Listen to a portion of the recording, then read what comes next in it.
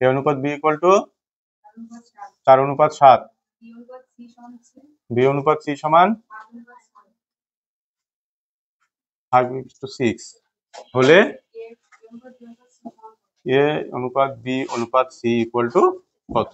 এই হচ্ছে প্রশ্ন, তাই না? আচ্ছা, তাহলে এ অনুপাত বি 4:7 আর বি অনুপাত সি কত আছে? 5:6।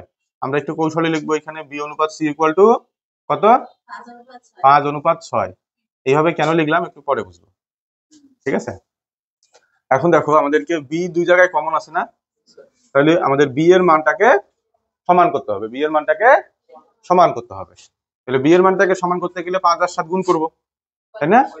তাহলে এখানে হবে বি এর মানটা 35।